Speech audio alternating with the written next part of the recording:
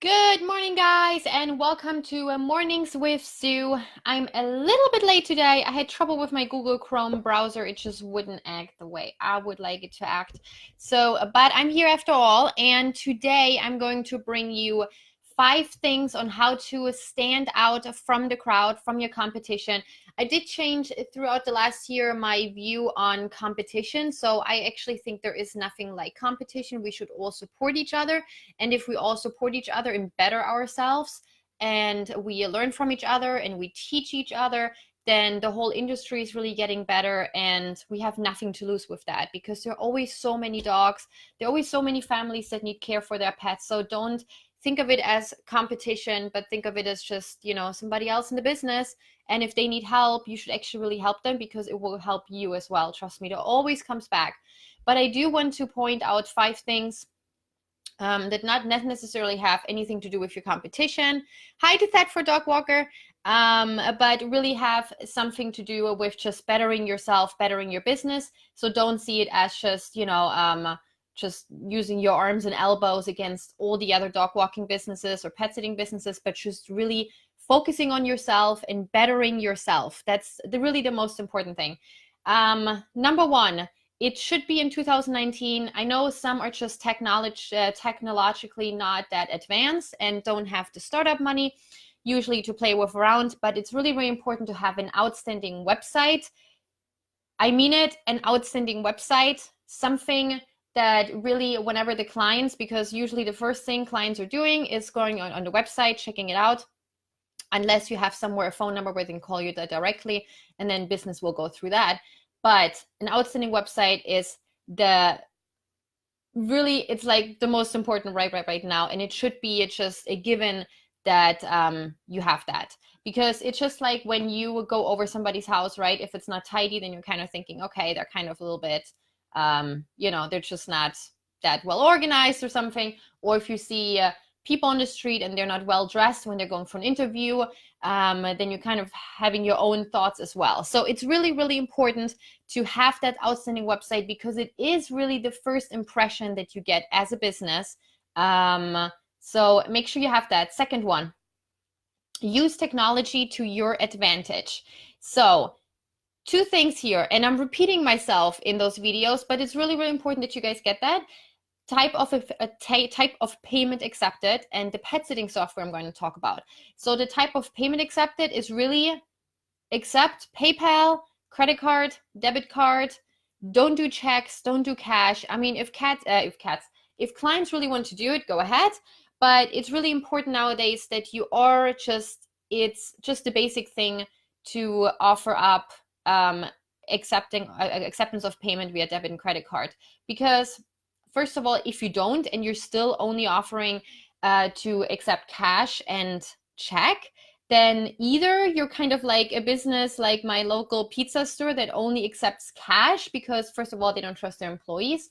Actually, it has nothing to do with that. He actually just works there all the time because he doesn't trust his employees, but he only accepts cash. And I know why he doesn't, because he doesn't accept credit cards, because he wants to collect it for himself. He doesn't want to claim all the taxes on his business. So that's the best way to kind of get the money under the table and not claim any taxes, pay any taxes on it, which is not the right thing to do. You should always pay your taxes, and you should pay your taxes on all the sales that you're making. So definitely make sure that you are accepting that, because that could really look just a little iffy.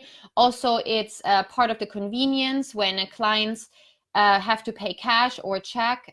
They have to go to the local bank or to the bank in general, or have to write out a check, and usually only get paid before, right? Or really at the first time of your visit, or after your service period, which you don't want to do. You want to make sure that you collect payment before the service period starts. You may want to make sure that you do it on your account, that you really do it on your time, and you have that payment before any service starts. Also, it could run you into organizational problems if you collect cash or check. Then you have to always put it into your software that you actually collected that money, and that could really be a problem too. When you collect it via debit card and credit card, then it just shows up as a transaction on your account, and you can classify it as you would like to or as you need to. Also, pet sitting, dog walking software. It's really, really important to have a dog walking, pet sitting software, and I'm saying that all the time. I know it costs a little bit of money, but you can get Precise Pet Care for $15 a month to start with when you're a solo pet sitter. So it's really not that much. It really pays with your first visit, and it will have you organized. You will appear more professional, and yeah, that's really it. Third point, be as professional as you can be. So you are really the one setting the tone in the relationship with your client. So make sure that you're using, I talked about that the last week, so I'm going to, in the YouTube video, either here or here, I will link to that whole video on how to be more professional. But part of it was to use a signature in every single email. So include the title, include, like, say hi, hi John. Don't just start your email with the body, please. Put your contact info in there, your logo in your signature, and make sure that it's all right. When a client texts you, do not text necessarily back, please. Try to really communicate via email, because otherwise you will train your clients to just text you in the middle of the night or early in the morning, and you don't want that really, and especially not on your private number. You use Google Voice number. Always use a greeting when in your emails. Then I talked about that already. Take your emotions completely out of any kind of conversations you have. So usually it's when there are negative conversations, if clients are coming to you with a complaint or with a suggestion. A lot of us might not be able to take suggestions well because we're doing everything best, which is not necessarily true. There's always something we can improve on. So if there's something that really ticks you off, sleep on it. The better is even to not respond for 24 hours until your nerves are calmed and you see it from a very kind of professional perspective. Take yourself out of it, really zoom out, take your emotions completely out of it, and just go by the facts and respond. Because any kind of wrong response could be detrimental for your business. You really don't want that. And when you're receiving email pet sitting requests, please use email scripts. It's quicker for you. You're more organized, and clients get always the same response, which is really important. Fourth point, collect reviews. I've talked about that in long, and I'm going to in a long format. I'm going to connect it here. I think it's going to be here.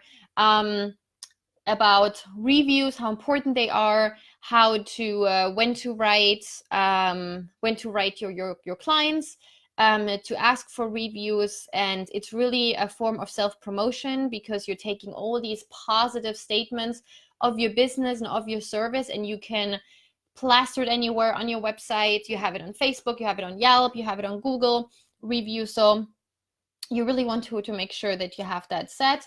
And the fifth point is be unique. Do not worry about not being yourself, please, because that's really, after every dog walking business is doing everything professionally perfect and right, that's really the only thing you can do to stand out from the rest. And you do want to be unique. So choose a unique business name. Spend some time on it. If you are just want to get started, you can just choose any name and then start switch it later on. But of course, it would be good if you wouldn't have to go through that hassle, because then all your marketing material, website name, everything has to be updated. So try to spend some time on it. Talk to friends. Let them know what the business name is. Check back a few hours later and ask if they remember it. So create a logo that reflects your business's personality. I don't think the logo is so important in the beginning. That's really something you can always change. At least you don't have to change your business name or your website. So your logo could really, really reflect what your business is all about. But it also is just about your website. Just like I already said, you can be really unique the way you have your website set up, the uniform you choose to wear. So just think about it, a tank top versus a polo top, right? So a polo is obviously way more professional when walking dogs. And I know we're mostly out in the field and we feel like, okay, we can just wear whatever we want. The clients are not seeing us, but clients are sometimes home. Neighbors see you with the dog. Neighbors see you walking in for the cat sitting visit.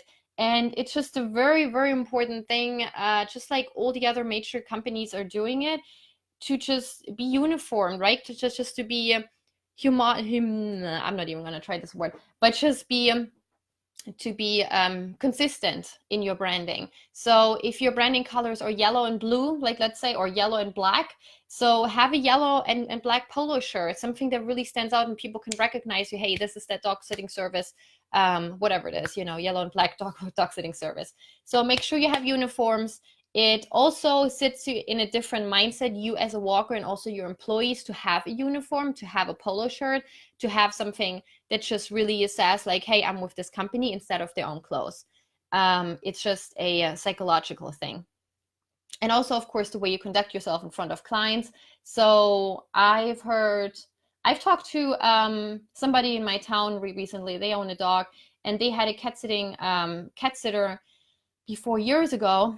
And they talked about how she was great with the cats, but they saw her one day running around with a shirt that said something to the effect, I love cats, but I hate people, which is really off-putting. I know a lot of people are saying, okay, I'm in this business, the dog walking or cat sitting business, because I really can't get along with people. But really, honestly, if you can't get along with people, then you will never grow your business. You are a business. You're not just an employee in a zoo where you're literally just dealing with animals usually, right? Where you can just do your thing.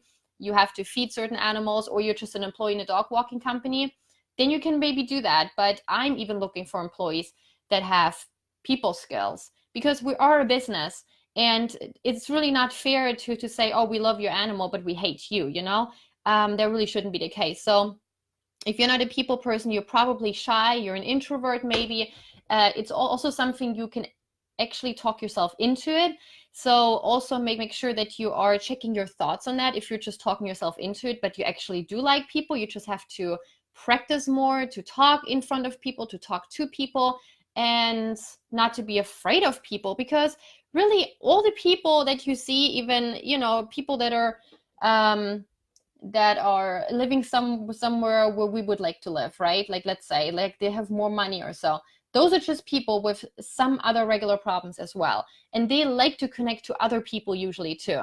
So make sure you get that straight. I can definitely make another video on that, on how to improve your people skills and how to get over that hump on if you're shy and then you're just really telling yourself that you don't like people, which is mostly not true, because we're actually social animals, right? We're social people.